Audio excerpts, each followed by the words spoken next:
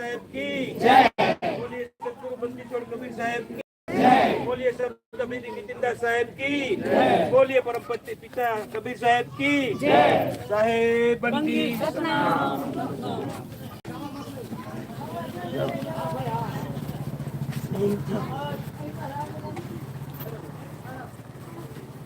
समत भेदी नितिन साहेब की जय। बोलिए सतगुरु नितिनदास साहेब की जय। बोलिए सतगुरु कबीर साहेब की जय।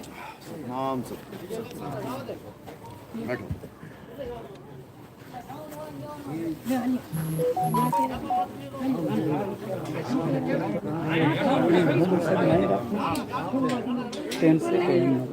नाम करीना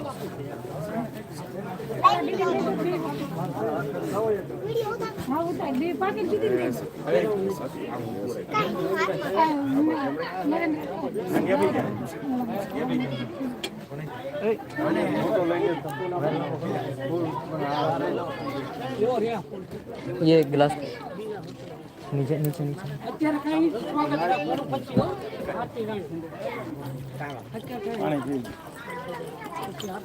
પાણી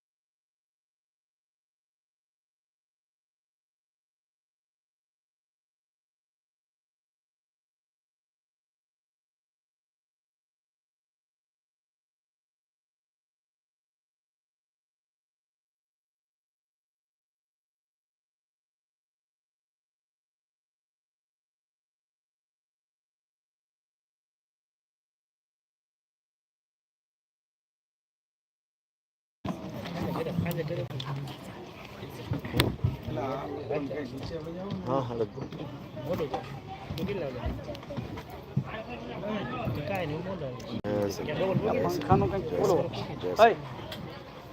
હાથ પણ સરસ સરસ સરસ આવે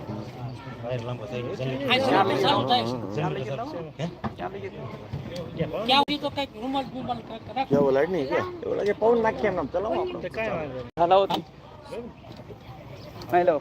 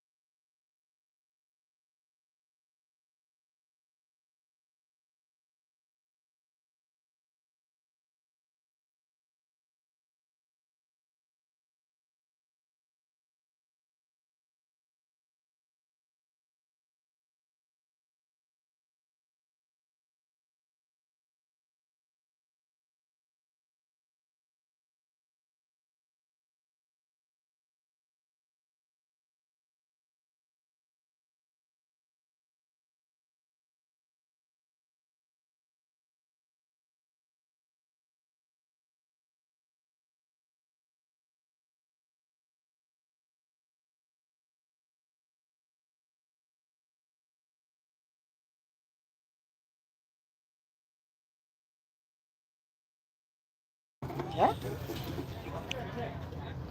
એ બાર ગામ છું હમણાં ફોન કરો કાલે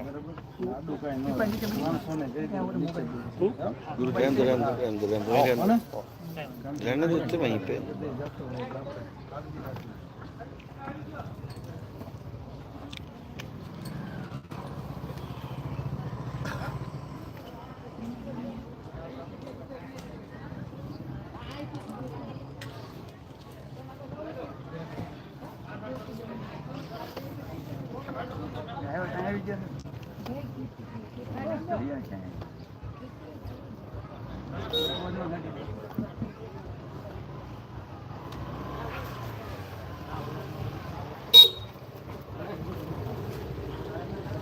આવી આવી હો આવી આવી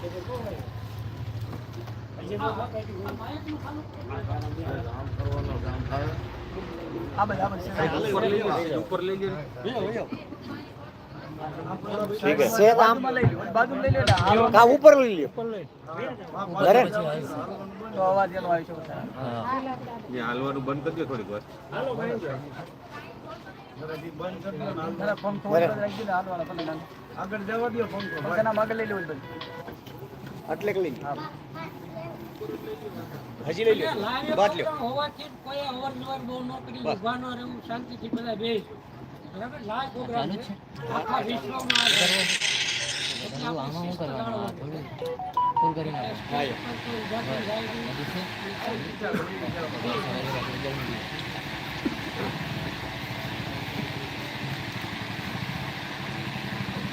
ચાલુ કરો.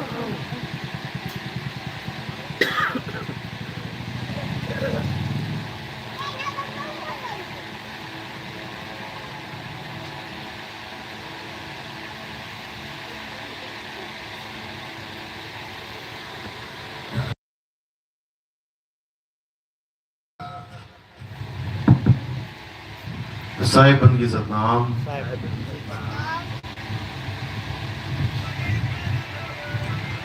तो आज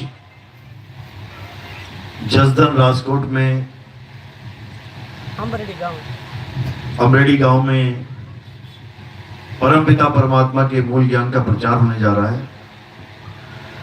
ये भव्य सत्संग आयोजित किया गया है। बहुत बड़े भाग हैं उन जीवों के जो अपने पूरे जीवन काल में एक बार भी इस मूल ज्ञान को सुन पाते हैं, और उससे भी बड़े भाग होते हैं उन जीवों के जो इस मूल ज्ञान को थोड़ा सा भी समझ पाते हैं। क्योंकि सुनना आसान है, आए बैठे घंटा 2 घंटा सुन के चले गए, लेकिन इस ज्ञान को समझना ये बहुत मुश्किल है।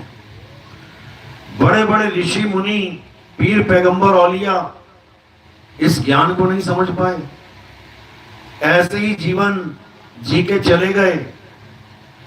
लेकिन अगर कृपा हो जाए मालिक की, परम पिता परमात्मा की कृपा हो जाए, तो ये ज्ञान हर जीव बड़ी सहजता से आसानी से समझ सकता है।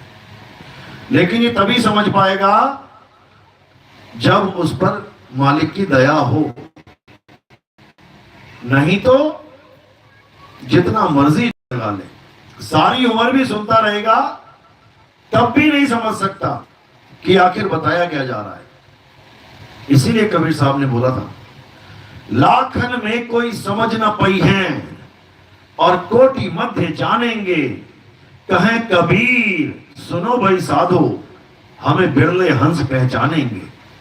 कहते हैं 1 लाख लोगों के आगे सत्संग रख दिया जाए तो उनको समझ में नहीं आएगा कि ये बात चल कहां पे रही है, जा कहां रही है बात, ये सत्संग है क्या, किसकी महिमा गाई जा रही है। कहते हैं 1 करोड़ लोगों के आगे अगर ये सत्संग रखा जाए, तब कहो कि कुछ बिरले हंस 20, 25, 50, 100 ये जाग जाएं। ये ऐसा दुर्लभ सत्संग है। ये इतना विवेक जागने की जरूरत है कि आप सोच भी नहीं सकते। लेकिन मालिक की कृपा हो जाए तो ये सत्संग बहुत ही सहजता से, बहुत ही आसानी से एक एक बात समझ में आने लग जाएगी। तो आज का सत्संग शुरू करने से पहले परमात्मा के नाम पे जयकारा लगाएंगे और फिर सत्संग शुरू करेंगे। बोलिए परमपिता परमात्मा की, सतगुरु बंदी छोड़ कबीर साहिब की, सभी संतों की, सभी भक्तों की, सतगुरु मदनपति साहिब की, दीवान जवाहरपति साहिब की, सतगुरु राम सेवक साहिब की, सतगुरु वैरागपति साहिब की, करीनापुर धाम की, सभी संतों की, इस गांव नगर बस्ती की, पंडाल में आए सब भक्तों की, इनके माता पिता की, इनके गुरुजनों की, सकल हंस को बंदगी, साहेब बंदगी, सतनाम सतनाम साहेब की जय। तो आज जो सत्संग आपके इस क्षेत्र में हो रहा है, ये बहुत दुर्लभ सत्संग है। समझ सकता हूं मैं इस बात को कि जल्दी समझ में नहीं आता किसी के, लेकिन उम्मीद है कि मेरी एक एक बात आपके समझ में आएगी। तो इस सत्संग का सार क्या है, इसको समझ लो। इस सत्संग का सार है सत्य, कि आखिर सत्य है तो है क्या। इस पूरे संसार में जितने भी धर्म, जितने भी पंथ, जितने भी गुरु प्रचार कर रहे हैं परमात्मा के नाम पे, अल्लाह के नाम पे, वाहिगुरु के नाम पे, गॉड के नाम पे, इसका मेन जो केंद्र बिंदु है वो क्या है, सत्य।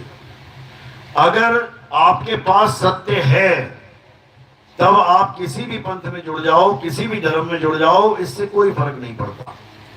और आप किसी भी धर्म में जुड़े हुए हो, किसी भी पंथ में जुड़े हुए हो, और आपको सत्य नहीं पता कि सत्य क्या होता है, तो आप कहीं भी जुड़ जाओ, कल्याण नहीं होगा। तो हमारा केंद्र बिंदु क्या है, सत्य। इससे कोई फर्क नहीं पड़ता मैं इस गुरु का चेला हूं, मैं उस गुरु का चेला हूं, मैं इस फौज का चेला हूं, मैं उस फौज का चेला हूं, इससे कोई फर्क नहीं पड़ता।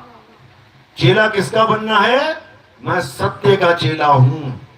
अगर तुम सत्य के चेले बन गए तो समझ लो कि सत्य साहिब तुम्हारे पास है, सतपुरुष तुम्हारे पास है, सत्य करतार तुम्हारे पास है, सत्य ईश्वर तुम्हारे पास है। तो हमने आज यही जानना है कि आखिर सत्य है तो है क्या। अगर ये समझ लिया तो समझ लो कि जन्म सफल हो जाएगा। और ये नहीं जान पाए सारी उम्र तो जन्म निष्फल हो जाएगा, बर्बाद हो जाएगा, 84 लाख योनियों में भ्रमण करना पड़ जाएगा। तो आज का सत्संग सत्य और असत्य पर ही चलेगा। आपने बस विवेक के द्वारा सत्य असत्य का निर्णय करते जाना है। तो सबसे पहले सत्य और असत्य की परिभाषा को समझेंगे कि आखिर सत्य है तो है क्या, और असत्य अगर है तो है क्या। गीता में क्या समझाया गया, हे अर्जुन, अध्याय 2 16वां श्लोक पढ़ो क्या लिखा है। हे अर्जुन, इस दुनिया में 2 प्रकार के तत्व हैं, एक असत्य और एक सत्य। असत्य क्या है, जो बनता और बिगड़ जाता है, जो जन्मता और मर जाता है, जो पल पल बदलता रहता है, जो सदा एक सा नहीं रहता, वो असत्य है। अब क्या असत्य है, अपना अपना विवेक जगाओ, विवेक लगाओ, देखो क्या क्या असत्य है। सबसे पहले असत्य क्या है, शरीर। सबका जन्मता है, सबका मर जाता है। तो कृष्ण जी समझा रहे हैं कि जो जन्मता है और मर जाता है वो असत्य है। तो किसका शरीर असत्य है, मेरा। किसका असत्य है, सबका। सबका, ऐसा एक भी नहीं है इस दुनिया में जो जन्म के नहीं बैठा है और मरेगा नहीं। सबके सब जन्मे हैं, सबके सब मरेंगे। कौन, शरीर। यानी शरीर असत्य है, मेरा, तुम्हारा, राम जी का, हनुमान जी का, शंकर जी का, जितने भी तुम्हें शरीर दिखाई दे रहे हैं ये सब जन्मते हैं और इनका अंत हो जाता है। कृष्ण जी के शरीर का अंत कैसे हुआ था? पैर में तीर लग के। कहां लगा था पैर में तीर? उत्तर प्रदेश में या मध्य प्रदेश में? गुजरात में लगा था। अच्छा, बहुत बढ़िया। राम जी का शरीर कहां खत्म हुआ था? गुजरात में। कहां खत्म हुआ था? सरयू नदी में, उत्तर प्रदेश में। तो शरीर पैदा हुए, शरीरों का अंत हो गया। यानी शरीर क्या है? असत्य है। और क्या है असत्य? ये जितने भी पेड़ पौधे दिखाई दे रहे हैं तुम्हें, आप बीज डालोगे, बीज अंकुरित होगा, अंकुरित से छोटा सा पेड़ निकलेगा, बढ़ता बढ़ता बढ़ता बढ़ता बड़ा हो जाएगा। यानी पल पल बदल रहा है। जो चीज बदल रही है पल पल, वो क्या है? सत्य या असत्य? असत्य है। यानी उसकी पूजा नहीं करनी है जो रोज बदल रहा है। आज पीले पत्ते हैं तुलसी के, 4 दिन तुमने पानी नहीं डाला, हरे हो गए, पीले हो गए, बदल गए आपस में। 4 दिन पानी डाल दिया, पीले से हरे हो गए, फिर सूख गई, फिर पीले हो गए। ये सब बदल रहा है, ये सब बदल रहा है मामला। जो बदल रहा है वो सत्य नहीं है। आगे बढ़ते हैं। ये जितने भी मंदिर, मस्जिद, गुरुद्वारे, चर्च, आप देखोगे जब पहले दिन खुदाई चली इसकी, नींव पत्थर रखने के लिए, उसकी फोटो खींच लो। नींव पत्थर रख दिया, उसकी फोटो खींच लो। फिर बढ़ना शुरू हुआ, 1 inch, 2 inch, 10 inch, 1 foot, 2 foot, 10 foot बढ़ता चला गया। रोज फोटो खींच रहे हो, सारी फोटो को मैच करो, तुम्हें पता लगेगा ये रोज बदल रहा है। तो जो चीज बदल रही है वो सत्य नहीं है। कोई भी मूर्ति ले ली, आज मूर्तिकार बना रहा है, आज 1 इंच की बना दी, कल को 1 फुट की बना दी मूर्ति, फिर 2 फुट की, 5 फुट की, 10 फुट की, 100 फुट की मूर्ति बना दी। रोज बदल रही है। इसका मतलब सत्य है कि असत्य? असत्य है। हर चीज जो बदल रही है हे अर्जुन, वो असत्य है। अब आ जाते हैं नाम पे, मंत्रों पे। कोई भी नाम ले लो इस दुनिया का, कोई भी, वाहेगुरु ले लो। अब देखो बदल रहा है कि नहीं बदल रहा है? जैसे ही मुंह से आवाज निकलेगी कैच करना है, बदल जाएगी उसी वक्त कैच कर लेना। अगर बदल गई तो असत्य है, और नहीं बदली तो सत्य है। देखो, वाहे गुरु बदली कि नहीं? बदल गई। जो बदल जाए वो सत्य नहीं है। देखो, कबीर बदला कि नहीं? बदल गया, यानी सत्य नहीं है। कोई भी ले लो अक्षर, कोई भी ले लो नाम, हर नाम बदल जाएगा, हर अक्षर बदल जाएगा। यानी जो बदले सो माया। हे अर्जुन, जो भी संसार में बदल जाता है वो माया है, और जो इस माया में उलझ जाता है वो 84 में चला जाता है। यानी कोई भी शरीर, कोई भी पेड़ पौधा, कोई भी जानवर, कोई भी पत्थर की मूर्तियां, कोई भी मंदिर, मस्जिद, गुरुद्वारे, कोई भी हवन, यज्ञ, पूजा पाठ, ये सब सत्य नहीं है। तो फिर सत्य क्या है? हे अर्जुन, जो कभी जन्मता और मरता नहीं है, जो कभी बदलता नहीं है, जो सदा सदा एक रस, एक जैसा अखंड रहता है, वो सत्य है। अब वो क्या है? ऐसा क्या है जो कभी पैदा ही नहीं हुआ और जो कभी मरेगा ही नहीं? ऐसा क्या है जो कभी बदलता ही नहीं है? ऐसा क्या है जो सदा एक सा रहता है? और वो क्या है? आत्मा। हे अर्जुन, ये आत्मा अजन्मा है, नित्य है, शाश्वत है, पुरातन है, अचल है, सदा स्थिर रहने वाला है। ये आत्मा सत्य सनातन है। ये आत्मा ही सत्य है। किसके लिए? केवल हिंदुओं के लिए? बिल्कुल नहीं, ये सबके लिए सत्य है। हिंदू के लिए, मुसलमान के लिए, सिख के लिए, ईसाई के लिए, जैन के लिए, बौद्ध के लिए, भगवान को मानता है उसके लिए, भगवान को नहीं मानता उसके लिए, सबके लिए यही सत्य है। इसी की वजह से सबकी काया माया चल रही है। तुम्हारा हाथ हिल रहा है, तुम्हारा पैर हिल रहा है, तुम्हारा मुंह हिल रहा है, आंखें हिल रही हैं, कान चल रहे हैं, सब कुछ हो रहा है। किसकी वजह से? आत्मा की वजह से।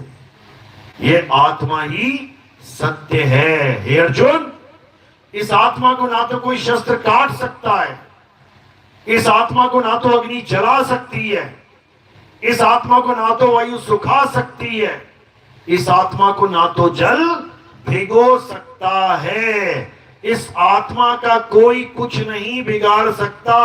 मेरे तो पैर में तीर लग जाएगा, लेकिन इस आत्मा को तीर मारने में कोई सक्षम नहीं है। तो पूजा किसकी करनी है? जिसके तीर लग जाए या जिसके तीर छू भी ना पाए, इसकी पूजा करनी है। बस यही समझना है। जिसने ये समझ लिया उसका जन्म सफल हो जाएगा, और जो ये नहीं जान पाया वो जन्मों जन्म इसी तीन लोक में धक्के खाएगा, भटकेगा संसार में। भगवान की पूजा करने के बाद भी भटकेगा। क्यों भटकेगा? क्योंकि वो भगवान के यथार्थ रूप को नहीं जान पाता। हे अर्जुन, जो मुझे मनुष्य की भांति जन्मा हुआ, मनुष्य की भांति कर्म करता हुआ, मनुष्य की भांति एक इंसान समझता है, वो मेरे यथार्थ स्वरूप को कभी नहीं जान पाता। हे अर्जुन, मैं शरीर नहीं हूं, मैं ये शरीरों के अंग भी नहीं हूं, मैं ये हाथ पैर आंख कान नाक बाल खाल नहीं हूं। मैं क्या हूं? मैं अजन्मा हूं, नित्य हूं, शाश्वत हूं। हे अर्जुन, मैं ही सत्य सनातन हूं। यानी अब तुम्हारे पास दो रूप हो गए हैं, एक नाशवान स्वरूप भगवान का और एक अविनाशी स्वरूप भगवान का। अब अगर तुम नाशवान स्वरूप में उलझ गए तो समझ लो कि तुम माया में उलझ गए। हे अर्जुन, मेरी माया बहुत जटिल है, मेरी माया से निकलना किसी के बस की बात नहीं है। लेकिन किंतु जो मेरे यथार्थ स्वरूप का बोध कर लेते हैं, जो मेरे यथार्थ स्वरूप को जान लेते हैं, वो सहज ही मेरी माया को लांग जाते हैं। अध्याय 7 पढ़ो, तुम्हें समझ में आएगा कि किस स्वरूप की पूजा करनी है और किस स्वरूप को त्यागना है। तब समझ में आएगी ये कहानी जन्म और मरण की। तो इसी को समझाते हुए कृष्ण जी अर्जुन को बोल रहे हैं कि हे अर्जुन, अध्याय 3 17वां श्लोक, हे अर्जुन, जो अपनी आत्मा में रमण करते हैं, जो अपनी आत्मा में तृप्त हैं, जो अपनी आत्मा में संतुष्ट हैं, उनके लिए कोई धार्मिक कर्म कर्तव्य लागू ही नहीं होता। उनके लिए कोई पूजा पाठ, कोई हवन यज्ञ किसी भी प्रकार का लागू ही नहीं होता। समझो,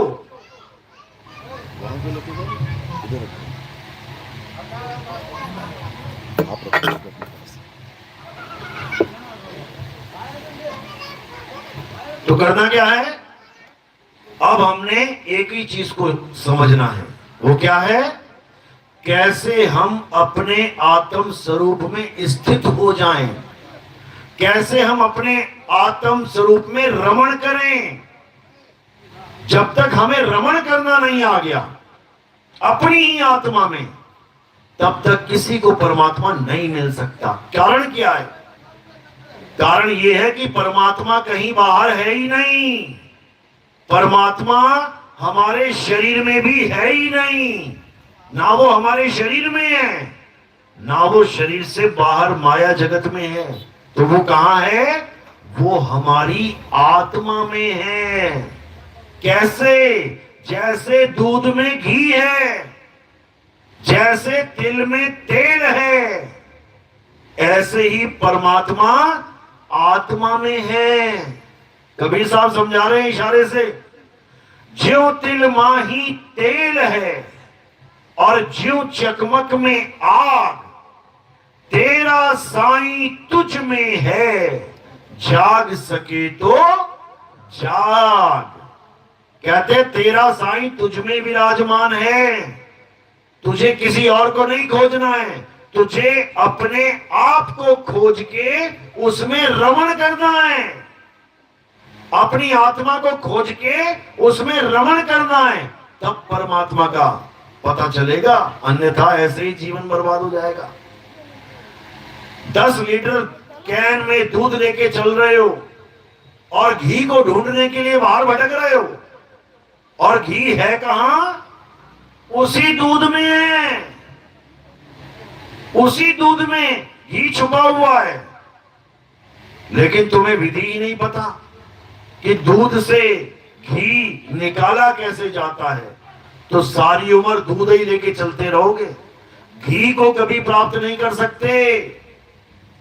इसी प्रकार अगर तुम्हारे जीवन में जंत्र मंत्र तंत्र देने वाले गुरु आ गए, अगर तुम्हारे जीवन में पूजा पाठ हवन यज्ञ करवाने वाले गुरु आ गए, अगर तुम्हारे जीवन में तीर्थ मूर्त पूजने वाले गुरु आ गए, तो तुम कभी भी आत्मज्ञानी बन ही नहीं सकते। क्योंकि मंत्र जपवाने वाला जपी कहलाता है, वो तुम्हें भी जपी बना देगा, वो तुम्हें भी माला पकड़ा देगा, कहेगा जपो बेटा राम राम, जपो बेटा अल्लाह अल्लाह, जपो बेटा गॉड गॉड, जपो बेटा वाहिगुरु वाहिगुरु वाहिगुरु। जपी अपने चेले को जपी बना देगा, तपी अपने चेले को तपी बना देगा। खड़ा हो जाएगा, एक हाथ ऊपर खड़ा करके तुम्हें भी कह देगा बेटा ऐसे खड़ा हो, तू ऐसे ही कष्ट देगा अपने शरीर को तो भगवान मिलेगा। पेड़ पे उल्टा लटक जाएगा, तुम्हें भी उल्टा लटका देगा, लटको बेटा ऐसे। पानी में खड़ा हो जाएगा, ठंडे पानी में, तुम्हें भी खड़ा करवा देगा, बेटा 6 महीने खड़े रहो। ये सब तपस्या है, तपस्या से परमात्मा नहीं मिलता है। कबीर साहब कह रहे हैं, वो को कहां ढूंढे रे बंदे, मैं तो तेरे पास में, ना मैं जप में, ना मैं तप में, ना एकांत निवास में। कह रहे मैं कहीं नहीं मिलूंगा तुम्हें, ना मंदिर में, ना मस्जिद में, ना काबे कैलाश में। कह रहे मंदिर मस्जिद में मत चले जाना मुझे ढूंढने के लिए। क्यों पंगे ले रहे हो? तो उसको ऐसी नहीं लो, पूछ लो। वो क्या कह रहे हैं?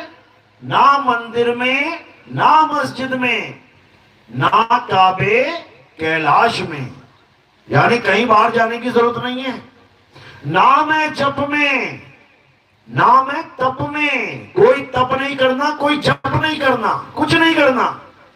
ना एकांत निवास में, खोजी होए तुरंत मिल जाऊं एक पल की तलाश में। कहते अगर खोजी हो, अगर परमात्मा को खोजना चाह रहे हो, तब तो एक पल में मिल जाऊंगा मैं। और एक पल में कैसे मिलूंगा? ऐसे ही नहीं गली में चलते चलते मिल गए। एक पल में कैसे मिलेंगे? गुरु के पास जाके। जब गुरु तुम्हारे जीवन में आ जाएगा तो तुम्हें एक पल में परमात्मा का भेद समझा देगा वो, कि परमात्मा कहां है। जैसे एक सुई को अगर मैं इस सोफे में लगा दूं, इस गद्दे में लगा दूं, इस तकिए में लगा दूं, एक सुई को अंदर धसा दूं, और कोई बाहर से आदमी आ रहा है, उसको मैं कहता हूं कि पूरे जज्बे में ढूंढ मैंने सुई कहां छुपाई है, कितना समय लग जाएगा उसको? पूरा जन्म बीत जाएगा उसका ढूंढते ढूंढते।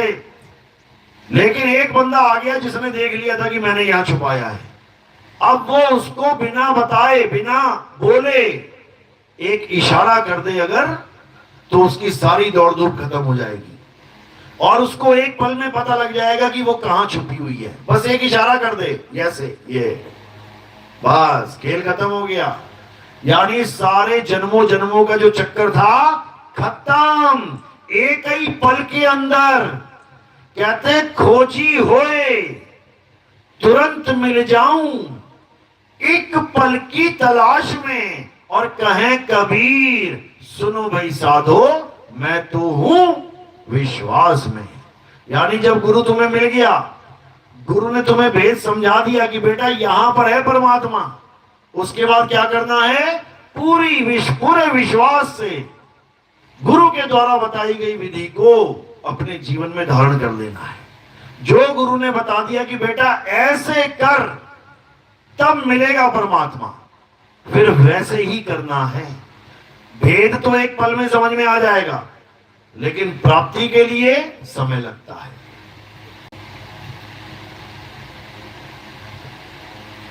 जैसे तुम्हें प्यास लगी है, पूरा मोहल्ला पूरा शहर घूम लिए, तुम्हें कहीं पानी नहीं मिल रहा, कहीं पानी है ही नहीं ऊपर।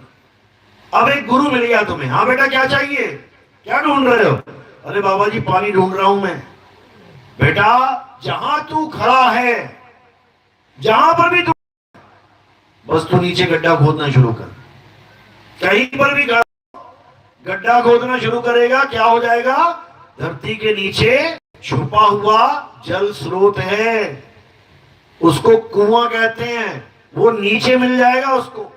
भेद तो उसे एक पल में पता लग गया कि पानी कहां है, लेकिन खोदने में टाइम लगेगा। इसी प्रकार परमात्मा कहां है ये तो एक पल में पता लग जाएगा तुम्हें, लेकिन उसके बाद उसको प्राप्त करने में समय लगता है। कितना लगता है इसकी कोई गिनती मिनती नहीं है।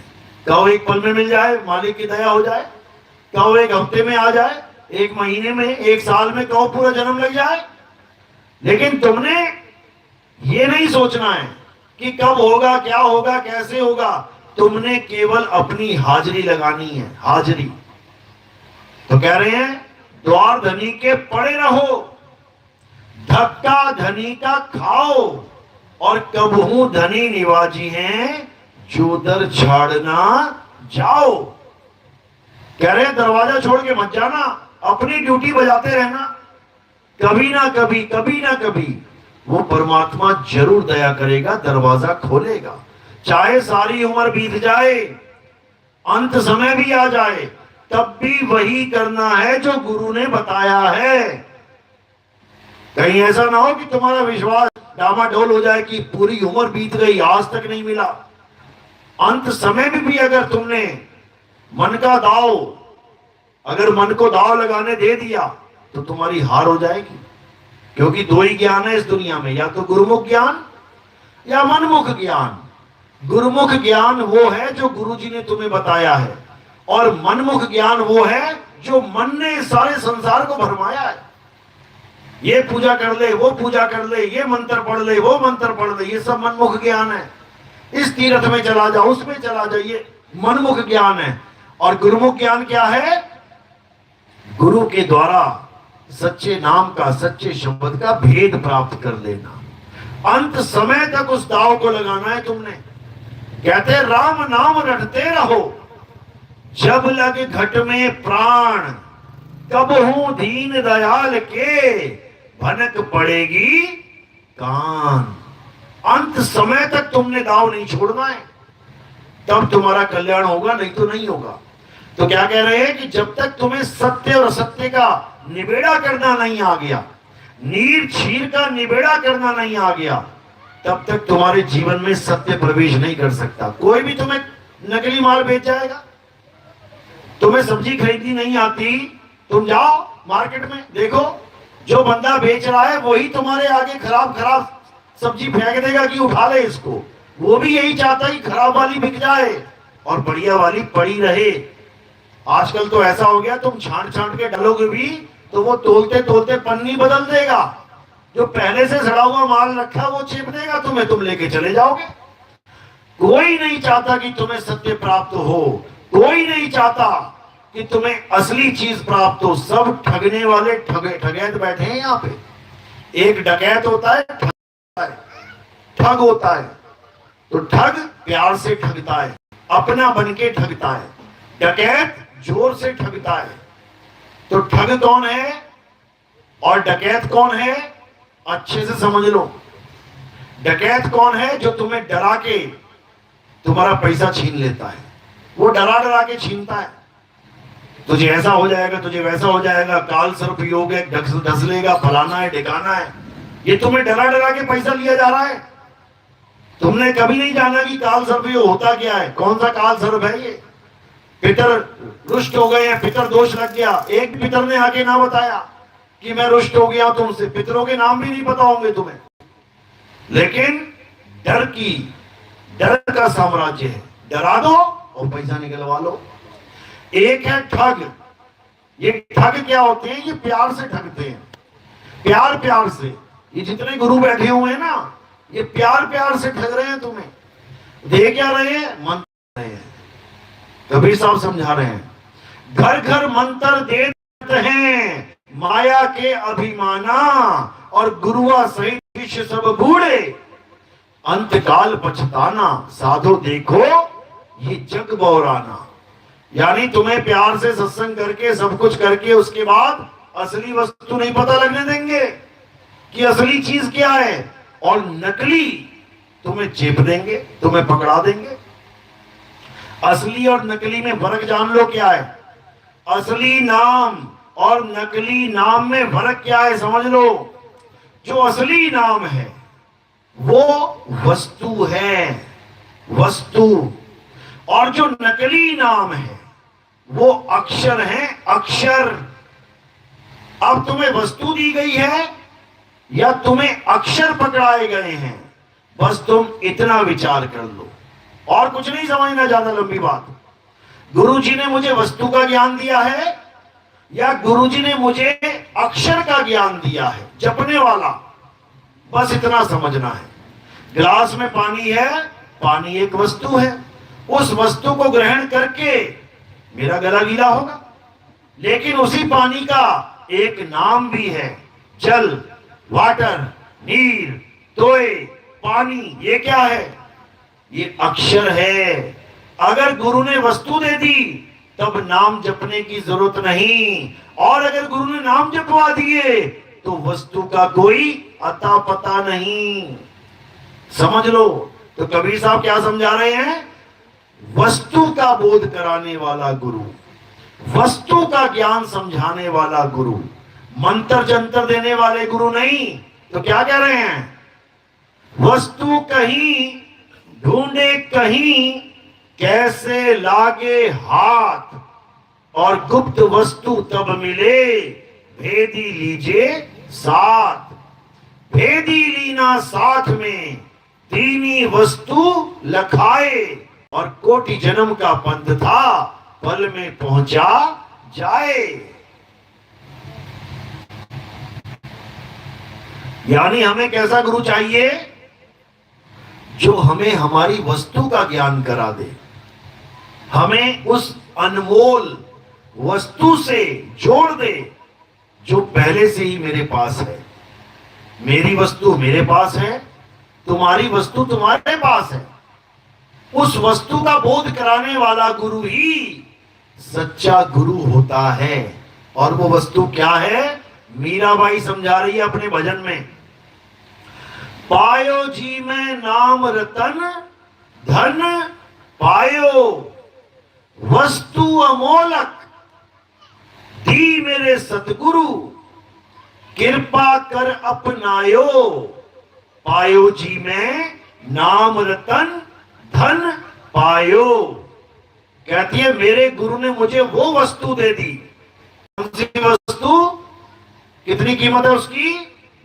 अनमोलक वस्तु, अमोलक, जिसकी कोई कीमत ही नहीं है। तुम एक के आगे 0 0 0 0 0 लगाते जाओ, कितने लगाओगे कि अनमोलक हो जाए? तुम सारी उम्र लगाते रहोगे, सारी उम्र लगाते लगाते मर भी जाओगे ना, तब भी उसका रेट नहीं बता पाओगे, लिख पाओगे। ऐसी वस्तु मिल गई, वस्तु अमोलक, दी मेरे सतगुरु, कृपा कर अपनायो। पायो जी में नाम रतन धन पायो। अब वो अमोलक वस्तु है क्या? ऐसा क्या दे दिया उनको रविदास जी महाराज ने? मीराबाई का गुरु कौन था? रविदास जी महाराज। मीराबाई की जात क्या थी?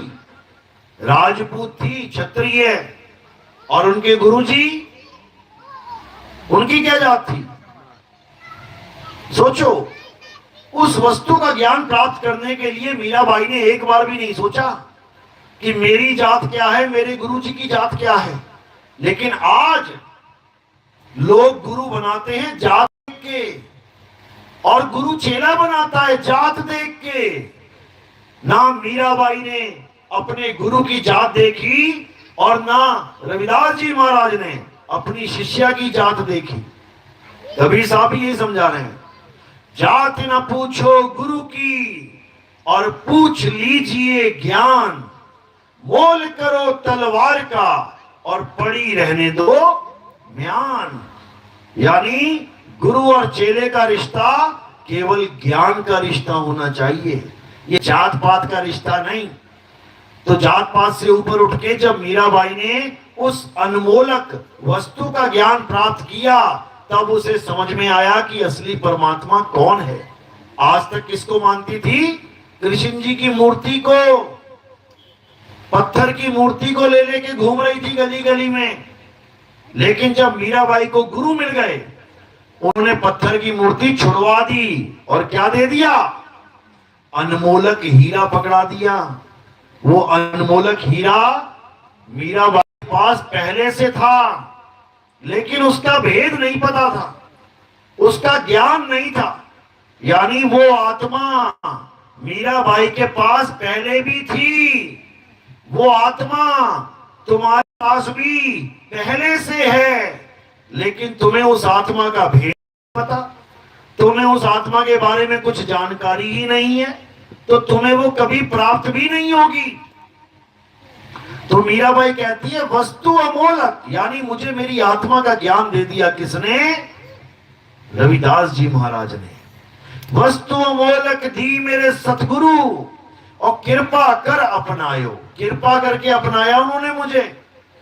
पायो जी मैं नाम रतन धन पायो, वही आत्मा रूपी वस्तु तुम्हारे पास भी है। सबके पास आत्मा है, ऐसा तो कोई नहीं जिसके पास आत्मा ना हो।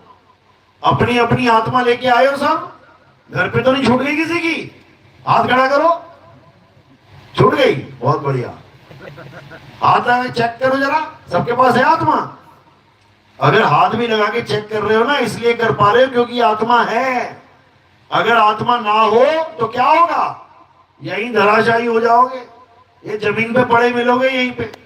ये जितने लोग आ रहे हैं जा रहे हैं, अगर आत्मा ने शरीर छोड़ दिया यहीं पे गिर जाओगे, मिट्टी हो जाओगे, मिट्टी। लोग उठा के शमशान घाट ले जाएंगे तुम्हें।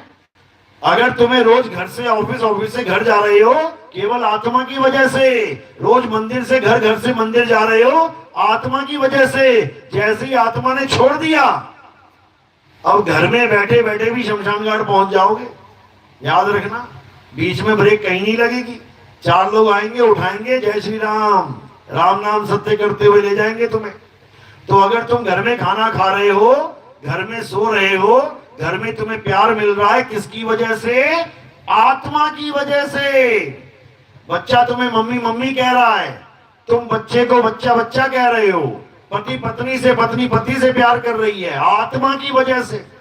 पत्नी मर जाए और कह दो पति को 1 हफ्ता रख ले जरा अपने कमरे में, कहेगा चुड़ैल बन जाएगी ये, निकालो इसको, इसको जलाओ, जाके ले जाओ, 1 रात ना रोकेगा अपने पास। तो जितना भी प्यार मिल रहा है किसकी वजह से? आत्मा की वजह से। और उसी आत्मा को तुम जानते नहीं, उसी आत्मा को तुम समझ नहीं पाते। सारा जीवन बीत जाता है पत्थर को भगवान मानते हुए। जो पत्थर ना बोले, ना डोले, ना खाए, ना पिए, मुंह पे भी लड्डू लगा के चले गए तो अंदर नहीं जा रहा है, मुंह पे चिपका हुआ है। मक्खियां आ रही हैं, 20 बैठ रही हैं, मुंह पे खा रही हैं। चींटियां आ रही हैं, अपना अपना लड्डू लेके जा रही हैं। कॉकरोच आ रहा है, मुंह में चिपक चिपक के खा रहा है, लेकिन वो भगवान लड्डू का एक दाना नहीं खा पा रहा है। बताओ कारण क्या है? तुम तो भगवान कह रहे हो उसे। वो भगवान ऐसा है कि अपने आप नहा नहीं पा रहा है, अपने आप को धो नहीं पा रहा है, मिट्टी हटा नहीं पा रहा है। कौन कर रहा है ये सब? एक आदमी कर रहा है। क्यों कर पा रहा है? क्योंकि उसके पास आत्मा है। एक भगवान की मूर्ति को टेढ़ा कर दो और एक आदमी के बच्चे को टेढ़ा कर दो, कौन उठेगा? बच्चा उठ जाएगा 1 मिनट में। तुम सारी उम्र कहते रहो भगवान जी उठ जाओ पूजा करती है तुम्हारी, भगवान जी उठ जाओ पूजा करनी है, नहीं उठ पाएगा। कारण क्या है? आत्मा। हे अर्जुन, ये आत्मा यही परम सत्य है। इस नाशवान शरीर को अगर चलाने में कोई सक्षम है तो कौन है? आत्मा। ये 5 तत्वों को, कौन से 5 तत्व हैं ये? आसमान, वायु, अग्नि, धरती, जल, इन 5 को एक करने में अगर कोई सक्षम है तो कौन है? किसकी वजह से ये 5 तत्व एक होके बैठे हैं? आत्मा की वजह से। जैसे ही आत्मा ने इसको छोड़ दिया, अब क्या होगा पता है? 5 तत्व में विलीन हो जाएंगे। लेकिन अगर आत्मा इन 5 तत्वों के साथ जुड़ी हुई है तो 200 साल भी अगर जीवित रहोगे ना, ये तत्व में विलीन नहीं हो सकते। तुम खड़े रहो पानी में, तो क्या पानी निकल के पानी में चला जाएगा? नहीं जा सकता। क्यों? आत्मा ने पकड़ रखा है इनको। ये 5 इसलिए जीवित हैं क्योंकि आत्मा ने इसको जीवित किया हुआ है। तो असली भगवान कौन है? आत्मा ही असली भगवान है। और नकली भगवान कौन है? शरीर ही नकली भगवान है। असली भगवान कभी नहीं मरता और नकली भगवान सदा जीवित नहीं रहता, एक दिन मरेगा पक्का। इसी को समझना है। तो क्या करना है? हे अर्जुन, अगर तुम सत्य को प्राप्त करना चाहते हो, अगर तुम आत्मा का ज्ञान प्राप्त करना चाहते हो, अगर तुम इस आत्म तत्व को जानना चाहते हो तो क्या करना है? अध्याय 4 34वां श्लोक क्या कह रहे हैं? हे अर्जुन, अगर तुम सत्य को प्राप्त करना चाहते हो तो ऐसे तत्वदर्शी संत की शरण में जाओ। किसकी शरण में? तत्वदर्शी संत। क्या होता है ये? होता क्या है ये? तुम्हें अगर कोई बीमारी है तो कहां जाओगे? डॉक्टर के पास। लेकिन डॉक्टर तो बहुत सारे हैं। डॉक्टर तो बहुत सारे हैं। कौन से डॉक्टर के पास? तुम्हें कैंसर है तो क्या तुम दांत के डॉक्टर के पास जाओगे? तुम्हें पैर में कांटा चुभ गया तो तुम आंख के डॉक्टर के पास जाओगे? तुम्हें किडनी, तुम दिल के डॉक्टर के पास जाओगे? स्पेशलिटी बता रहे हैं कृष्ण जी कि अगर तुम सत्य को जानना चाहते हो तो तुम किसके पास जाओ? किसी मंत्रों के जपी के पास नहीं जाना है कि किसी जपी के पास चले गए राधे राधे करने, राम राम करने, या कोई मुसलमान है तो अल्लाह अल्लाह करने, कोई सिख है तो वाहिगुरु वाहिगुरु करने। क्या बोला है? अगर तुम सत्य को यानी आत्मा को जानना चाहते हो तो तुम कहां जाओ? तुम ऐसे तत्वदर्शी संत की शरण में जाओ। अब तत्वदर्शी क्या होता है इसको भी समझ लो। पता लगा किसी और ही के पास चले गए।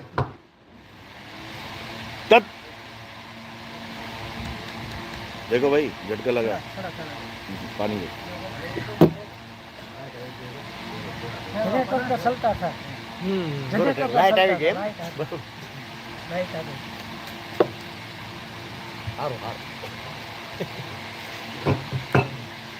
तो तत्वदर्शी का मतलब समझ लो क्या होता है।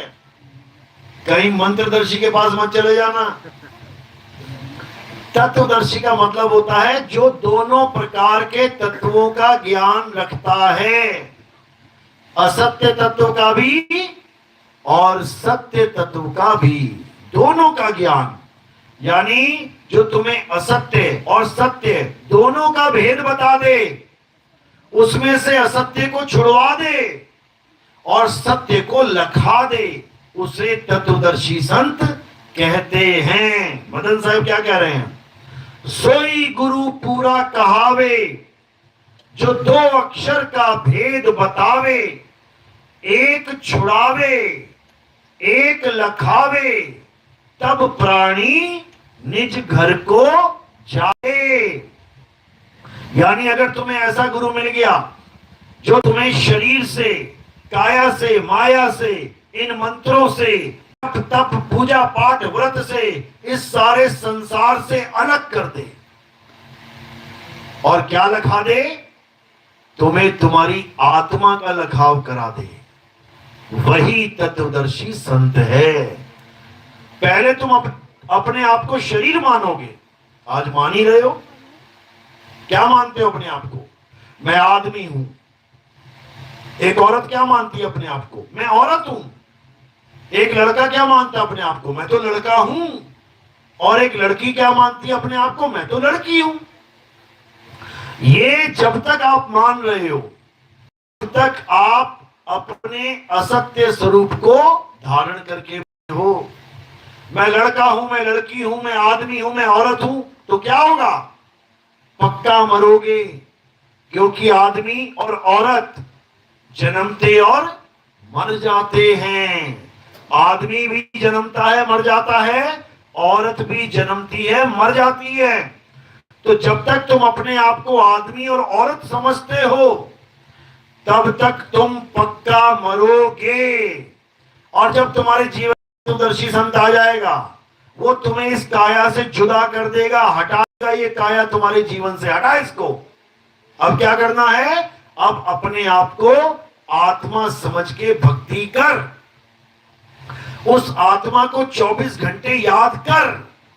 तो धीरे धीरे धीरे धीरे धीरे जब आत्मा को याद करते करते करते करते तुम्हें आत्मा का बोध हो जाएगा, जब तुम्हें आत्मा का ज्ञान हो जाएगा, तुम आत्म ज्ञानी हो जाओगे, तब तुम्हारा स्वरूप क्या हो जाएगा? तब तुम आत्मा ही हो जाओगे। फिर तुम शरीर नहीं रहोगे। फिर तुम्हें यह समझ में आ जाएगा कि ना तो मैं आदमी हूं और ना ही मैं औरत हूं, ना मैं बच्चा हूं, ना मैं बूढ़ा हूं, ना मैं जवान हूं। मैं क्या हूं? मैं एक आत्मा हूं। जब तुम्हें पता लग गया कि तुम एक आत्मा हो, अब बताओ तुम कब मरोगे? कितने साल बाद? 10 साल बाद, 20 साल बाद, 50 साल बाद, 100 साल बाद, 1000 साल बाद, लाख साल बाद, करोड़ साल बाद, अरब खरब साल बाद? तुम कभी नहीं मरोगे, क्योंकि आत्मा कभी मरती नहीं। तुम आत्मा ही हो गए। जब तुम आत्मा ही हो गए, तुम मरोगे क्या? ये मरना जन्मने वाला खेल खत्म।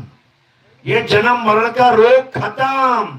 अब तुम क्या हो गए? शुद्ध चैतन्य स्वरूप आत्म देव हो गए। अब तुम आत्मा ही हो गए। अब तुम्हें मारने में कोई सक्षम नहीं है। क्या होगा ज्यादा से ज्यादा? ये शरीर कटेगा, फटेगा, चिथड़े उड़ जाएंगे, ये गल जाएगा, सड़ जाएगा, आग लग जाएगी। तुम्हें आग छू नहीं सकती, तुम्हें शस्त्र काट नहीं सकता, तुम्हें वायु सुखा नहीं सकती, तुम्हें जल भिगो नहीं सकता, क्योंकि तुम आत्मा हो जाओगे। यही आत्म ज्ञान कहलाता है। इसलिए कबीर साहब कह रहे हैं कि जो हमारे पास आ जाता है, जो हमारे ज्ञान को धारण कर लेता है, वो अमर हो जाता है। अमर साहिब कह रहे हैं वाणी में, अमर करूं सतलोक पठाऊं, ताते बंदी छोड़ कहाऊं। कहते हम वो गुरु नहीं है कि तुम्हें नाम जपवाने आए। जपो बेटा राधे राधे, राम राम, ओम नमः शिवाय। जपो बेटा अल्लाह अल्लाह, वाहिगुरु वाहिगुरु, गॉड गॉड। हम वो गुरु नहीं है जो तुम्हें नाम जपवाने आए हैं। अरे हम वो गुरु हैं जो तुम्हारे नाम छुड़वाने आए हैं। कोई नाम नहीं जपना है। क्या करना है?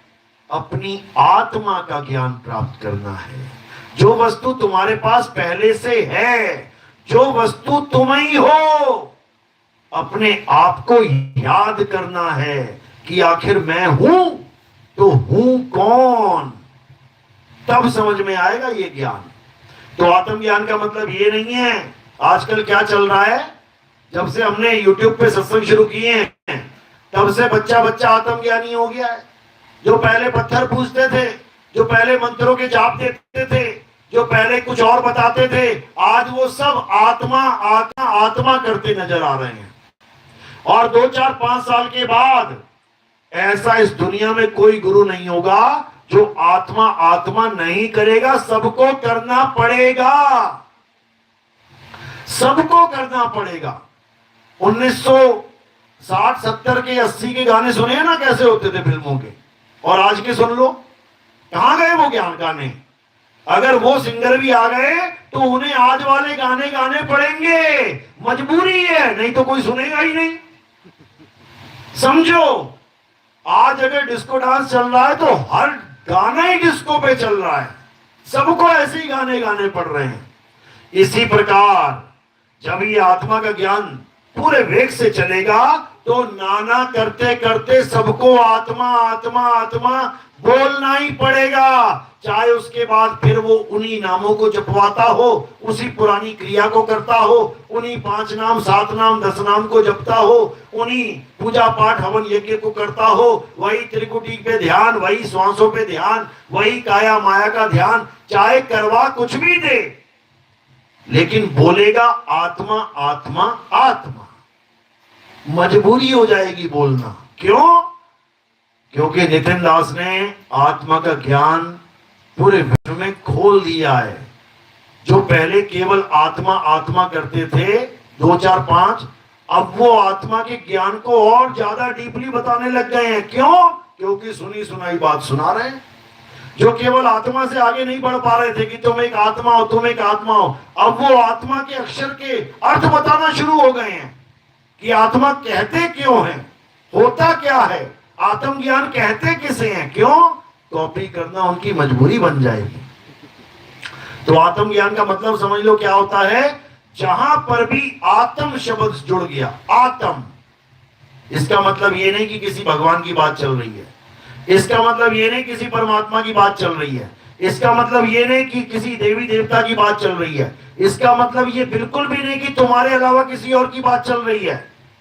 क्यों? क्योंकि आत्म शब्द जुड़ा ही तुमसे है। अगर तुम्हें कहा जाए कि अपनी अपनी आत्म कथा लिखो, किसकी कथा लिखोगे?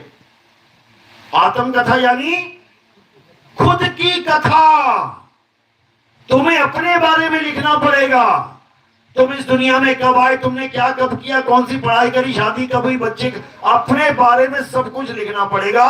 उसको आत्म कथा कहते हैं, किसी और की कथा नहीं।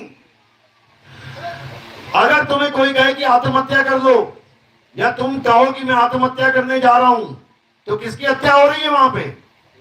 खुद की। क्यों? उस शब्द में आत्म जुड़ गया। आत्म, आत्म हत्या, खुद की हत्या। अगर किसी शब्द में जुड़ा है आत्म, जैसे आत्म रक्षा, तो किसकी रक्षा होगी? खुद की। तुमने 2 गोलियां मार दी सामने वाले को, जज पूछेगा क्यों मारी तुमने, तुम क्या बोलोगे? अपनी आत्म रक्षा के लिए। उसके पास AK-47 थी, उसके पास AK-47 थी, मेरे पास तो रिवॉल्वर था, मैंने 2 गोलियां दाग दी अपनी आत्म रक्षा के लिए। तो जज क्या कहेगा? ठीक है भाई, तू नहीं मारता तो वो मार देता, भाई जिद बरी हो जाओगे। आत्म कल्याण, किसका कल्याण? खुद का। आत्म निर्भर, किस पे निर्भर? पड़ोसी पे, खुद पे। जहां पर भी आत्म शब्द जुड़ गया वो तुम्हारे लिए है। तुम्हें अपने बारे में जानना है, क्योंकि आत्म ज्ञान खुद का ज्ञान है, किसी और का नहीं। तो कबीर साहब यहां किसी भगवान की पूजा करवाने नहीं आते, किसी पत्थर की पूजा करवाने नहीं आते, किसी मंत्र जंत्र को देने नहीं आते। क्या क्या देने आते हैं? आत्म ज्ञान। जल में मीन प्यासी, मोहे देखत आवे हासी, आत्म ज्ञान बिना नर भटके, कभी काबा कभी काशी। कहते हैं हे जीव, तू अपने असली ज्ञान को छोड़कर, अपने ज्ञान को छोड़कर तू दुनिया को भगवान मान के बैठ गया। तू पत्थर की पूजा करने लगा, तू पेड़ों की पूजा करने लगा, तू जानवरों की पूजा करने लगा। जो 84 लाख के जीव तुझसे भी नीचे डाउन में है, तू तो फिर भी सबसे ऊपर बैठा है इंसान बन के। बढ़िया बढ़िया कपड़े पहने हैं, गाड़ियां मिल गई, खाने को बढ़िया बढ़िया लज्जतदार सब्जियां मिल गई, फल फ्रूट मिल गए, मिठाइयां मिल गई। जो सबसे टॉप ऑफ द क्रिएशन पे बैठा है वो चूहे की पूजा कर रहा है। वो चूहा जिसको रहने के लिए घर नहीं है, बेचारा बिल ढूंढता है। जो सबसे ऊपर है इंसान, सांप की पूजा कर रहा है। वो सांप जो जंगल जंगल में भटक रहा है बेचारा, जिसको देखते ही लोग लाठियां मार देते हैं, उसको भगवान मान के बैठा है। वो टॉप ऑफ द क्रिएशन जो नंदी की पूजा कर रहा है, बताओ, जो खेतों में जाता है डंडे खा के आता है, उसकी पूजा में लगा हुआ है। अरे भाई, तू सबसे ऊपर बैठा है, तू इंसान है सबसे टॉप पे। अब तूने क्या करना है? अब इंसान से भी ऊपर उठ जाना है। इंसान से ऊपर उठ जाएगा तो क्या हो जाएगा? आत्मा हो जाएगा, क्योंकि इंसान की तो मृत्यु होनी है, आत्मा की मृत्यु कभी नहीं होनी है।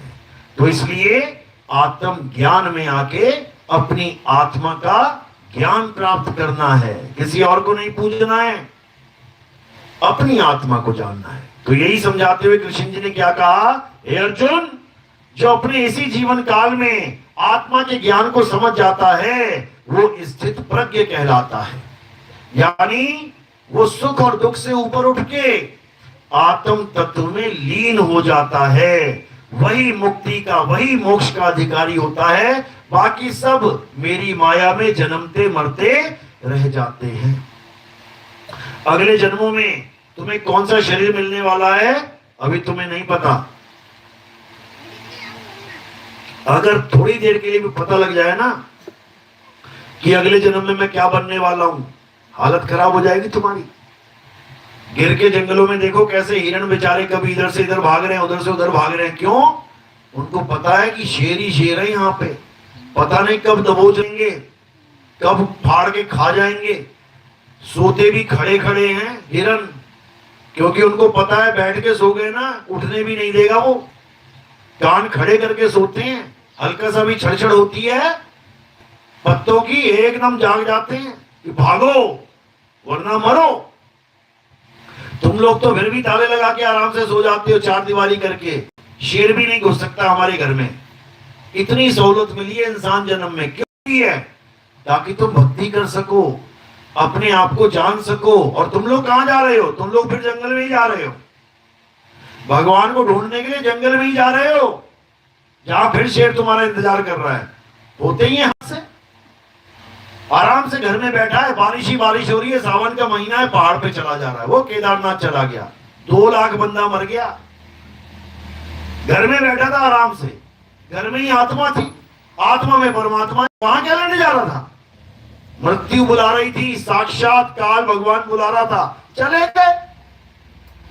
तो इसलिए क्या करना है? कहीं जाने की जरूरत नहीं है, जहां तुम बैठे हो वही परमात्मा है, कहीं जाने की जरूरत नहीं है। ये तो मंदिर आज बना दिए, ये तो अभी 20, 25, 50 सालों में, 100 साल में मंदिर बने हैं सारे। उससे पहले क्या था? क्या करते थे लोग?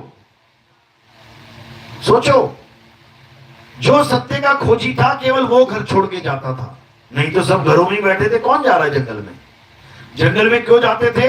ताकि कोई उनको डिस्टर्ब ना करे। एक जगह बैठे हैं, एकांत में भक्ति कर रहे हैं, भक्ति करने के लिए जंगल में जाते थे।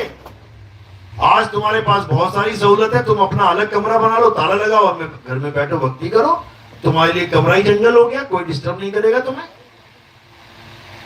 लेकिन परमात्मा तुम्हारी आत्मा में ही मिलेगा, मिलेगा दूध में ही घी, चाहे तुम कहीं खड़े होके ले लो उसको। तो इसीलिए केवल और केवल आत्मा को जानो, आत्म साक्षात्कार में जियो, आत्म ज्ञानी आत्म ध्यानी बनो। ठीक है, शुरुआत में पूजा पाठ बहुत अच्छी बात है, मंदिर जाना, मस्जिद जाना, गुरुद्वारे जाना, चर्च जाना शुरुआती दौर में बहुत बढ़िया है। क्यों? इससे हमारी श्रद्धा मजबूत होती है, भगवान पे विश्वास बनता है, हम बुरी चीजों को त्याग के अच्छी चीजों की तरफ मुड़ जाते हैं। और रोज मंदिर जा रहे हो तो इसका मतलब ये थोड़ी नहीं कि चोरी भी करोगे रोज। अगर चोरी करते हो तो मंदिर जाके तुम्हें शिक्षा मिलेगी कि भगवान के पास आए हो, अब चोरी नहीं करनी है। तो तुम्हारे विकार फूटेंगे जो कभी मंदिर ही नहीं जा रहा है, बाहरी चोरियां कर रहा है, वो मंदिर जाके मंदिर में भी चोरी करेगा, वो गले में से भी पैसा निकाल लेगा। लेकिन जो मंदिर में जाके 2-2 रुपया 5-5 रुपया चढ़ा रहा है, क्या वो निकाल लेगा? वो कभी नहीं निकालेगा। उसको पता है भगवान का माल है ये, भगवान जी देख रहे हैं। और वो कौन है जो गल्लों में से चोरी कर लेते हैं? वो है जो मंदिर जाते ही नहीं है। मंदिर गए भी हैं तो केवल इसलिए कि पैसा पड़ा है गल्ले में, ले आओ उठा के। भगवान कौन सा पकड़ देगा? भगवान तो आशीर्वाद ही देगा ना। मूर्ति है ना आशीर्वाद वाली, तुम जाओगे तुम्हें भी आशीर्वाद देगा, चोर जाएगा माल उठाएगा उसको भी आशीर्वाद देगा, भाग ले निकल ले, तो वो आशीर्वाद ही देगा, उसको कोई फर्क नहीं पड़ता वो चोर है कि कौन है वो। तो इसलिए अब क्या करना है, अब केवल अपनी आत्मा को जानो। तुम्हारी आत्मा की वजह से तुम मंदिर जा पाते हो, तुम्हारी आत्मा की वजह से तुम मस्जिद जा पाते हो, तुम्हारी आत्मा की वजह से तुम गुरुद्वारे चर्च जा पाते हो। आत्मा कभी किसी के साथ पक्षपात नहीं करती, वो हिंदू को भी ताकत दे रही है, वो मुस्लिम को भी ताकत दे रही है, वो सिख को ईसाई को भी ताकत दे रही है। तुम्हारे मुंह से जो जयकारे निकल रहे हैं जय श्री राम, किसकी वजह से? आत्मा की वजह से। मुसलमान के मुंह से निकल रहा है अल्लाहू अकबर, किसकी वजह से? आत्मा की वजह से। सिख के ईसाई के मुंह से उनके जयकारे निकल रहे हैं, किसकी वजह से? आत्मा की वजह से। और अगर आत्मा ने शरीर को छोड़ दिया, ना तुम्हारे मुंह से राम निकलेगा, ना अल्लाह, ना वाहेगुरु, ना गॉड, कुछ भी नहीं निकलेगा। तो ये सारे अक्षरों को पैदा करने वाला कौन है? ये आत्मा ही है। तो इसलिए अक्षरों से ऊपर कौन है? आत्मा है। सारे नामों से ऊपर कौन है? आत्मा है। सारे धर्मों से ऊपर कौन है? आत्मा है। आत्मा को ही सत्य सनातन कहते हैं। और इस संसार में सबसे बड़ा धर्म कौन है? सबसे बड़ा धर्म क्या? एक ही धर्म है, और वो सत्य सनातन धर्म है। बड़ा छोटा नहीं है धर्म, एक ही धर्म है। इंसान ने बना लिए ये मेरा धर्म, ये मेरा धर्म, ये धर्म केवल एक है, और वो सत्य सनातन धर्म है। बस हम उसे भूले बैठे हैं, इसलिए लग पड़े मैं हिंदू, मैं मुस्लिम, मैं सिख, मैं ईसाई। तो इसलिए अब क्या करना है? अब उस सत्य सनातन को जानना है, और सत्य सनातन ही हो जाना है। मेरी बात समझ में आ रही है? किस किस के समझ में आ रही है? हाथ खड़ा करो जरा। लो जी, पूरा जज्बा जाग गया, बहुत अच्छी बात है। देखो, ये समझ में केवल तभी आएगी अगर मालिक की कृपा है। अगर परमात्मा की कृपा नहीं है तो तुम्हारा हाथ भी नहीं उठ सकता, समझे? इसलिए अगर आज तुमने हाथ उठाया है तो इस ज्ञान को याद रखना है। कब तक याद रखना है? जब तक मैं यहां पे हूं, उसके बाद भूल जाओ। मां ने सिखाया बेटी को, बेटा दूध में कभी नींबू मत निचोड़ देना, उससे क्या हो जाता है? दूध फट जाता है। मां ने बेटी को सिखा दिया। कब तक याद रखना है बेटी ने? 1 महीने तक, 1 साल तक, 10 साल तक, 50 साल तक, पूरा जीवन।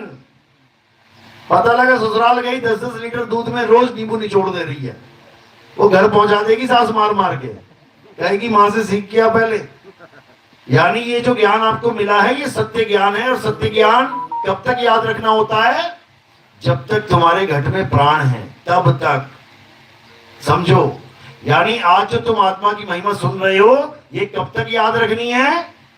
गणेश चतुर्थी तक, या रामनवमी तक, या नवदुर्गा तक, हमेशा। यानी कृष्ण जी के बताए मार्ग पे, कबीर साहब के बताए मार्ग पे, संतों के बताए मार्ग पे हमेशा चलना है। वो जड़ और चेतन दोनों का भेद समझाते हैं। यानी पत्थर को भगवान नहीं मानना है, आत्मा को परमात्मा जानना है। समझ लो, अगर हमारे देश को सबसे बड़ा नुकसान हुआ है तो किसकी वजह से हुआ है? इसी ज्ञान की वजह से कि पत्थर में भगवान है। सोमनाथ का मंदिर कितनी बार लूटा गया? 17 बार। तुम्हारा मकान लूटा किसी का 17 बार? हाथ खड़ा करे ना। किसी के घर में चोरी हुई 17 बार? अरे तुम इंसान के घर में 17 बार चोरी नहीं हुई, भगवान के घर में 17 बार चोरी हो गई। सोचो, तो इंसान भगवान से होशियार है इसका मतलब? 1 बार हो सकती है, 2 बार हो सकती है, 3 बार। 3 बार के बाद तुम भी इंतजाम कर लोगे, यार परेशान कर दिया चोर ने, अब नहीं होने देता, मैं सीसीटीवी कैमरा लगा लूंगा, कोई वॉचमैन रख लूंगा, कोई कुत्ता पाल लूंगा, कुत्ता बचा लेगा तुम्हारे घर को। लेकिन भगवान के घर को नहीं बचा पाया भगवान। 17 बार लुट गया, 18 बार भी लुट जाता, शुक्र मनाओ वो लोग नहीं आए। 18,000 बार भी लूट लेते हैं, जो 18 बार लुट गए तो क्या बचा उसमें? तो कहने का मतलब ये है कि पत्थर को भगवान मानना ही हमारी सबसे बड़ी कमजोरी बन गई। हमारे सारे मंदिरों में क्या था? सोने की मूर्तियां। बताओ, सोने से देश मजबूत होता है, पता है ना। अर्थव्यवस्था क्या होती है हमारे जो भारत में, ये किसी भी देश में जो नोट छपते हैं, नोट पता है क्यों छपते हैं, कितने छपते हैं, किस हिसाब से छपते हैं? फैक्ट्री लगा दो, छापते रहो, हो गया काम। सोने के आधार पे छपते हैं, कितना गोल्ड है तुम्हारे पास, उससे जीडीपी, उससे अर्थव्यवस्था बनती है। तो हमारे तो सारे अर्थव्यवस्था, सारा सोना तो हमारा भगवान में घुसा दिया तुमने। सारी मूर्तियां तुमने सोने की बना दी। उसके बाद जब चीनी फेंकोगे, घर में फेंक के देखना, चीनी होती है ना, शक्कर, फेंको घर में, फिर क्या होगा? फिर चींटियां आएंगी निकल निकल के, पता नहीं कहां से। जब तुमने चीनी ऐसे फेंक दी तो चींटियां तो आएंगी। तुमने उठा उठा के सोने की मूर्तियां बना दी, चौक चौक पे लगा दी, मंदिरों में फिट कर दी, तो लुटेरे तो आएंगे।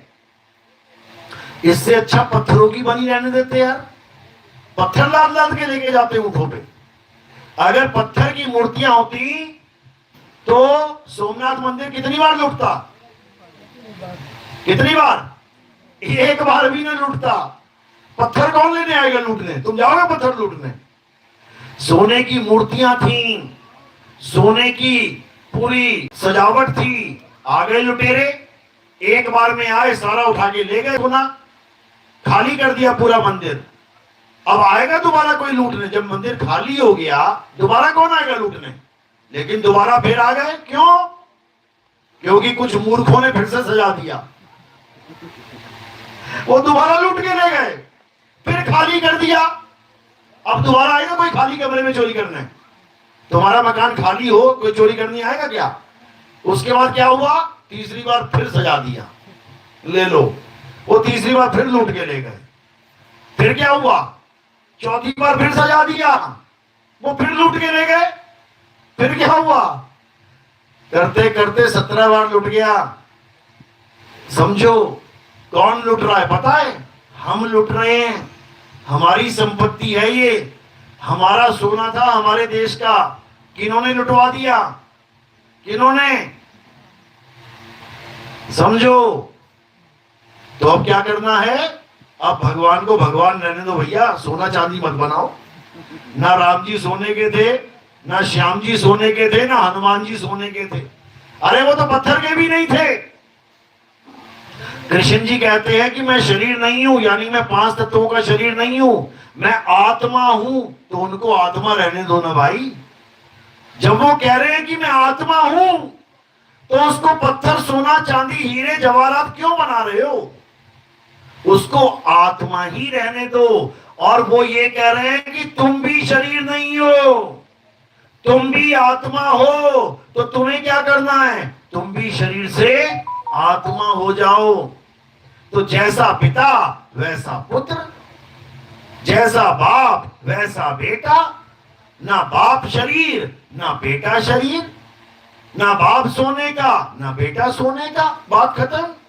लेकिन नहीं जी, मैं तो बहुत बड़ा धार्मिक हूं, मैं तो सोने का कृष्ण जी बनाऊंगा, मैं तो सोने का राम जी बनाऊंगा। फिर आएगा कोई मामा विदेश से उठा के लेके चला जाएगा, तुम देखते रह जाओगे, क्या फायदा उसका? इसलिए सोने को कहां यूज करना है? अपने देश की अर्थव्यवस्था को मजबूत करने के लिए, वहां काम आएगा सोना। ये सोने का लड्डू गोपाल और सोने का रामलला बना के काम नहीं बनेगा। उनको आत्मा ही रहने दो, अजन्मा रहने दो। उनको पैदा करने की कोशिश मत करो, वो पैदा नहीं होते, वो कभी मरते नहीं हैं। ये तुम्हारे दिमाग की जो उपज है, ये अज्ञान, ये पैदा और जन्मता और मरता है। ये भगवान नहीं पैदा होते और मरते, उनको जन्मा ही रहने दो। तो क्या करना है? अब केवल अपनी आत्मा को जानना है और अपने आत्म ज्ञान में रहना है।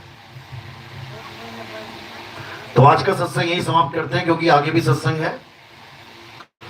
शाम का सत्संग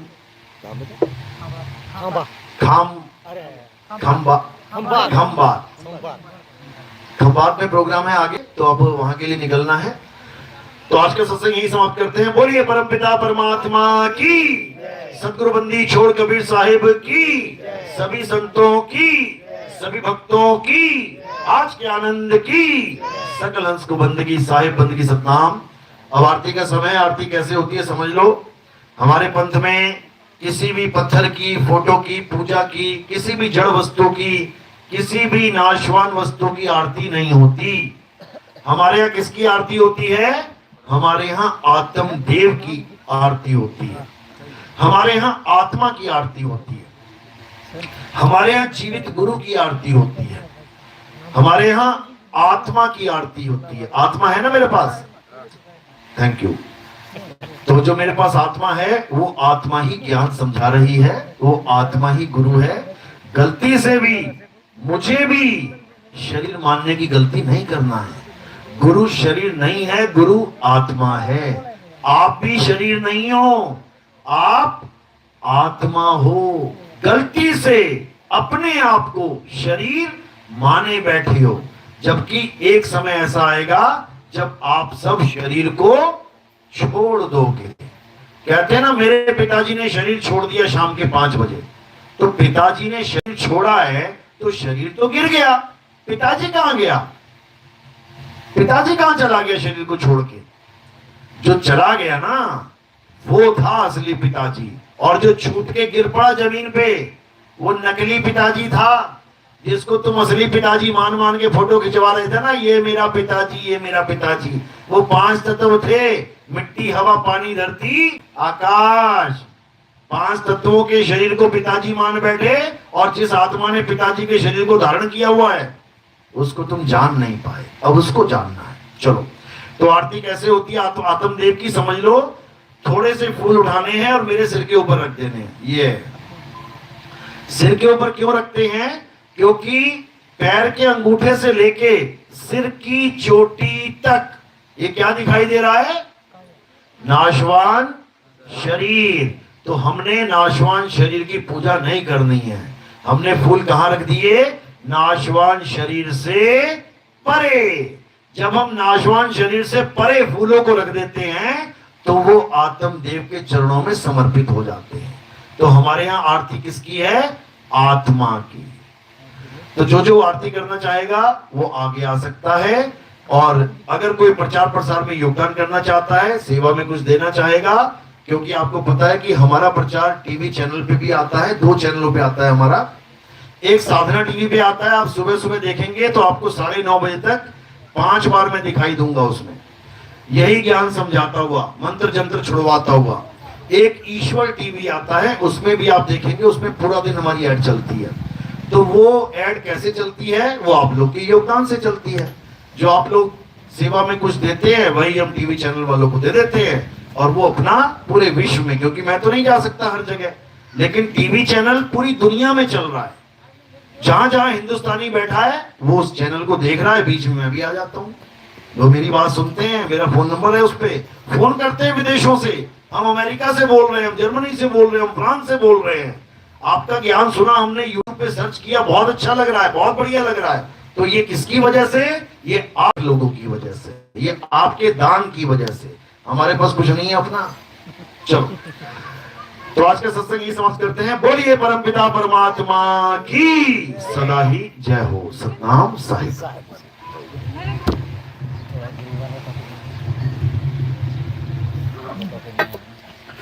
तो यहाँ पर जो प्रचार चल रहा है आपको बता दें, ये वो प्रचार है जिसके लिए सब संतों ने,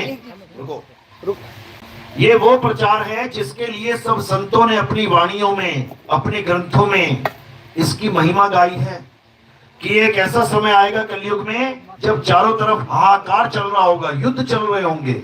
इतना भी भरोसा नहीं होगा कि कब क्या हो जाए, कब परमाणु युद्ध छिड़ जाए। आदमी आदमी का भक्षण करने के लिए बैठा है, एक दूसरे को मारने के लिए बैठा होगा। इतना ज्यादा क्रोध, इतना ज्यादा ईर्ष्या, इतने ज्यादा झगड़ा चालू हो जाएगा। उस वक्त एक ऐसा ज्ञान उजागर होगा भारत देश से जो पूरे विश्व में शांति का परचम लहरा देगा, जो पूरे विश्व के विवेकी हंसों को एक कर देगा। और वो ज्ञान ऐसा ज्ञान नहीं कि हमसे सुना तो कोई और गुरुजी बन के बैठ गया। ये ज्ञान गुरुजी बनने वाला नहीं है, फिर समझ लो, ये ज्ञान चेला जी बनने वाला है। इस ज्ञान को सुन के, इस ज्ञान को धारण करके कोई ये सोचे कि मैं भी गुरुजी बन जाऊंगा, उससे बड़ा इस दुनिया में बेवकूफ कोई नहीं है। अब किसी को गुरुजी बनने की जरूरत नहीं है, अब उस ज्ञान को धारण करके चेला जी बनना है। समझो, अब इस ज्ञान को धारण करके हमने उस गुरु को प्राप्त करना है। चेला बन के गुरु को प्राप्त किया जा सकता है, गुरु बन के गुरु को प्राप्त नहीं किया जा सकता। फिर समझ लो, तो इस ज्ञान को आपने धारण करना है शिष्य बनकर। अगर किसी के मन में ये आता है कि मैं गुरुजी बन जाऊंगा, तो 84 का टिकट कट जाएगा उसका, क्योंकि यही वो आखिरी ज्ञान है जिसके बाद पूरा विश्व एक हो जाएगा। यहाँ दूसरे गुरुजी की जरूरत नहीं पड़ेगी किसी को, यहाँ केवल एक गुरु रहेगा, और वो कौन है? वही शब्द गुरु है। उसके अलावा इस दुनिया में कोई गुरु नहीं रहेगा। याद रखना, जब आएगा बीसम बीसा, ना रहेगा ईसा, ना रहेगा मूसा, राज करेगा जगदीसा। ये वो ज्ञान है।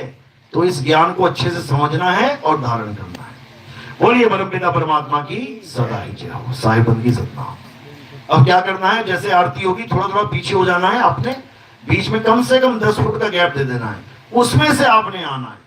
आओगे और जाओगे, आराम से निकल जाओगे, भीड़ नहीं होगी। सारे आगे आ जाओगे तो ब्लॉक हो जाएगा रास्ता, इसलिए स्पीकर के पास खड़े हो जाओ, वहीं से एक एक आगे जाओ और पीछे को वापस होते जाओ। बोलिए परमपिता परमात्मा की जय हो।